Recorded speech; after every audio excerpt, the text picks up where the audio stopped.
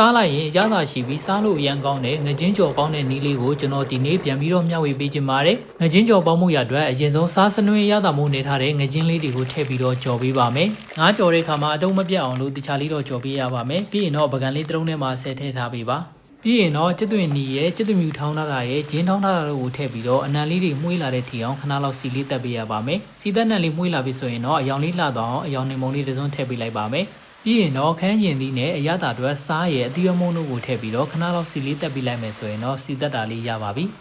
အားလုံးပြီးပြီဆိုရင်တော့ပေါင်းမဲ့အိုးရဲ့အောက်ခြေမှာစပယ်လင်လေးတွေကိုခင်းပေးပါမယ်စပယ်လင်ရဲ့အပေါ်မှာကြော်ထားတဲ့ငါးလေးတွေကိုခင်းပါမယ်အနှစ်တစ်ကျက်သွင်းနီနဲ့ခန်းရင်သီးကိုထည့်ပါမယ်ပြီးရင်တော့စီတက်ထားတာတို့ကိုပါထည့်ပေးလိုက်ပါမယ်စီသက်ထားတာလေးထည့်ပြီးသွားပြီဆိုရင်တော့ရှာလက်ကားကြီးထမင်းစားစုံနဲ့သုံးစုံနဲ့ရေနွေးလေးတင်းတင်းလောက်ကိုလောင်းထည့်ပြီးတော့ပေါင်းမဲ့အိုးရဲ့အဖုံးလေးကိုပိတ်ပြီးတော့ကျွန်တော်တို့မီးဖို့ပေါ်မှာနူးလာတဲ့အထိဆက်ပြီးတော့တည်သွားပေးလိုက်ပါကျွန်တော်အခုအသုံးပြုတဲ့ပေါင်းဦးလေးက45မိနစ်ခန့်လောက်ပေါင်းပေးလိုက်မယ်ဆိုရင်တော့အယိုးနူးနူးအီလေးနဲ့အနံလေးမှုေ့ပြီးစားလို့ရမ်းကောင်းတဲ့ငကြင်းကြော်ပေါင်းလေးရပါပြီဟင်းချက်တဲ့နီးတွေကလည်းကြောင်းနဲ့မတူကြသလိုဒေသလိုက်လဲကွဲပြားပါတယ်ဒီ channel လေးကလည်းစားလို့ရမ်းကောင်းလို့ကျွန်တော်ပြန်ပြီးတော့မျှဝေပေးရခြင်းဖြစ်ပါတယ်ကျွန်တော်ရဲ့ဗီဒီယိုလေးကိုလည်းအဆုံးထိကြည့်ပေးလို့အားလုံးကိုကျေးဇူးတင်ပါတယ်ကျွန်တော်နဲ့အတူနောက်ဗီဒီယိုတစ်ဒီမှာပြန်ဆုံပါမယ်